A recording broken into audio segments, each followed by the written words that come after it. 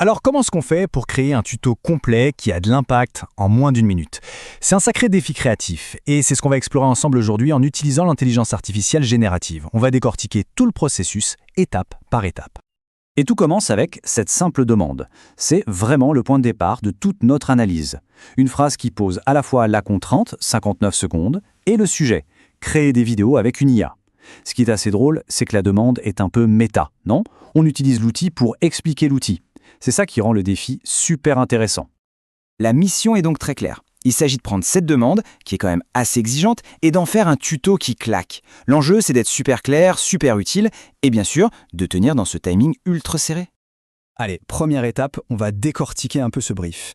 Il faut d'abord bien comprendre la contrainte principale, parce que c'est vraiment elle qui va guider absolument tout le reste de notre approche. 59 secondes. Voilà, ce n'est pas juste un chiffre, c'est la contrainte fondamentale. Ça veut dire que chaque seconde est précieuse, chaque seconde est une ressource qu'on ne peut pas gaspiller. Pour raconter une histoire qui se tient du début à la fin, il va falloir être d'une efficacité redoutable.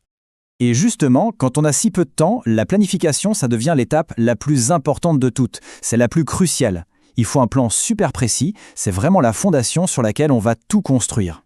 Pour réussir, le secret, c'est une structure toute simple en 3 actes, mais adaptée à ce format très court. D'abord, une accroche percutante dans les 5 premières secondes pour capter l'attention. Ensuite, le gros du morceau, les infos essentielles.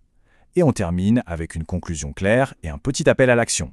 C'est cette structure qui va rendre ces 59 secondes vraiment efficaces. Et au cœur de ce plan, il y a quoi? Le script. C'est la pièce maîtresse. Il doit être court, dense, précis. On vise environ 140-150 mots, pas plus. Ça veut dire que chaque mot est pesé, chaque phrase a un objectif. Il n'y a pas de place pour le superflu, on va droit au but. Bon, une fois qu'on a notre script en béton, on passe au cœur du réacteur, la génération par l'IA. C'est là que la magie opère et que le texte va se transformer en vidéo. Le processus est en fait assez simple, mais il est hyper puissant. On part de notre script, à partir de là, l'IA va générer la narration, la voix et aussi tous les clips vidéo qui correspondent. Et pour finir, on assemble tous ces éléments pour avoir une première version du tuto. C'est vrai que l'IA nous fait faire, disons, 90% du travail. Mais attention, les 10% qui restent, c'est là que la touche humaine va faire toute la différence. C'est l'étape de la finition, du polissage. Et cette étape, elle est super importante. C'est là qu'on va ajuster le rythme des clips, ajouter une petite musique de fond, mettre des sous-titres pour que ce soit plus clair. C'est vraiment l'ensemble de ces petits détails qui va transformer un résultat un peu brut de l'IA en une vidéo qui a l'air pro et qui est agréable à regarder. Donc, pour que ce soit bien clair, cette étape de finition, elle n'est pas du tout optionnelle. C'est vraiment ce qui fait la différence entre une simple collection de clips générés par une machine et une vraie histoire, cohérente, avec un message qui passe bien. Ok, on a vu le comment faire, maintenant essayons de prendre un peu de hauteur pour comprendre le pourquoi c'est important. Qu'est-ce que cette nouvelle capacité de création change au fond?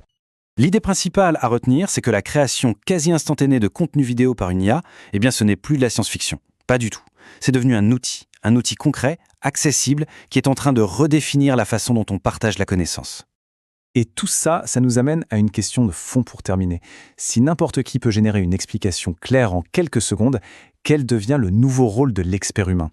Est-ce que c'est de sélectionner la bonne information, d'apporter une vision stratégique, ou simplement d'être plus créatif? C'est une question